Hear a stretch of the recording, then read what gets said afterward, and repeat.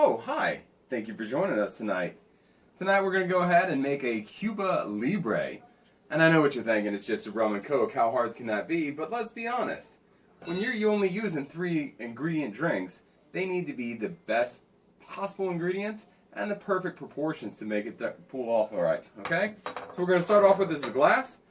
Ideally you're going to use a highball glass, but we can use a chimney or a double tumbler, whatever those are. Let's start off with this one. So the first thing I'm going to go ahead and do is I'm going to go ahead and put some ice in there. You're going to want to use your tongs because you don't want to get your hands all over the ice. And I don't know where my tongs are, so I'm just going to go ahead and just shove that in there. Just like that. Alright, and then the next ingredient we're going to use, like I said, you have to use all high quality ingredients, including the rum.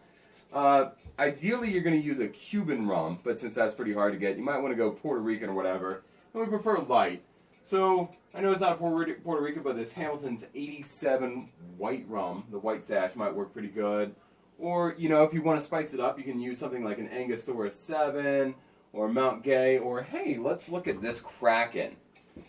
So as I said, it's important to get the proportions perfect. So you're going to want to go ahead and make sure that you're measuring this out and putting in exactly 2 ounces of rum. Because if you go too much or too little, it's just going to be strong. Or if you go too little, obviously it's going to be weak. The next thing you're going to want to do is you're going to want to use really good quality Coca-Cola. If possible, use the Mexican Coca-Cola. Do not in any way, shape, or form use Diet Coke. But you're going to want to use exactly 4 ounces, so make sure you're measuring that out too. Just like that. Okay, and then the last step you're going to want to do, you're going to want to put in just about a ½ ounce of lime, and that's what really sets it off.